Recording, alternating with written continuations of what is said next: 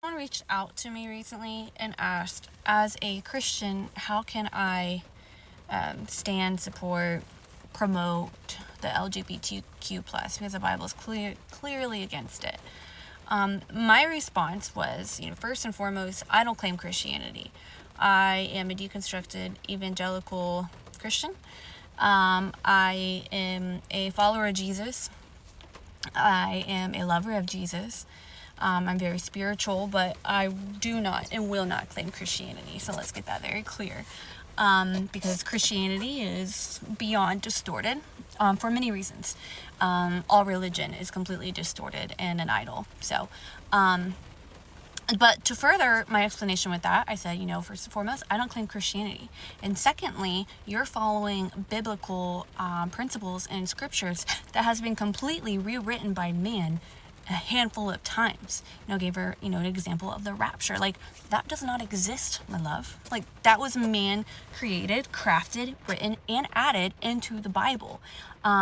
So, that's just a perfect example of that. And then, there are arguments of the original text speaking on, where scripture is talking against same-sex, homosexuality is actually speaking on pedophilia. So, I was just talking about that, and she was like, well, we'll see who's right one day.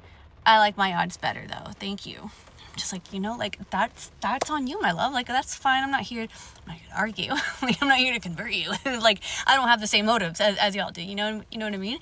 And I did continue my conversation, which is rare, because I usually am just like, I don't care. Like, I don't care. But I just, it's because you believe in a damning God, which again is an idol. That's not even God himself. God is agape love. God is an agape God, which is love, which is a love that like surpasses all understanding limitation. There is no cap on God's love, right? And so we grow up and we believe in the parable, in the idea that God leaves the 99 for the one, right? He is so jealous, he is so relentless, he is so full of love that he has to have you. He has to save you. He has to protect you, because he's your good father, right?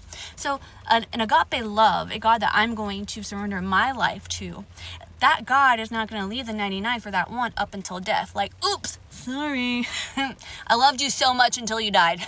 Like, that's not God. Like, we have to use our critical thinking, not even just our critical thinking, but our emotional intelligence, right? Like that does not, the math does not math there. You know what I mean? So anyway, so that was that part.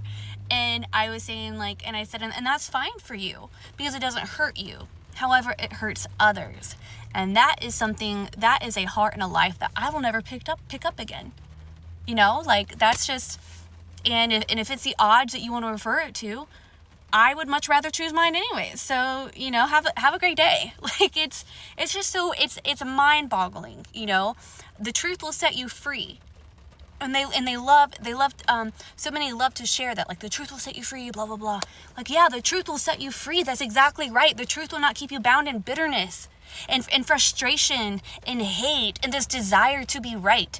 And the truth will not like keep you bound in this desire to save people from eternal hell. Like, that's not truth. That's not love. And I just, like, y'all are, it breaks my heart, because I believe hell is on earth. All right. So, like, they're choosing to live their life in heaven, like heaven on earth, in hell, because you cannot coincide with heaven when you have hate and bitterness in your heart. Like, it's not possible.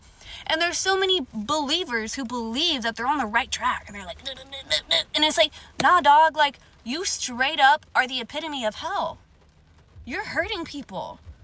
And you're hurting yourself eternally, but you're so delusional with this religious psychosis that you don't even understand it. And that's breaking your heart, but you're not aware of it. And it's breaking everyone else's heart around you. And more importantly, it's breaking God's heart, because he has so much more for you. He has so much more for you. To be used as a vessel, and you're genuinely being deceived. Like, even the most elite will be deceived. Even that scripture is completely distorted and used out of context.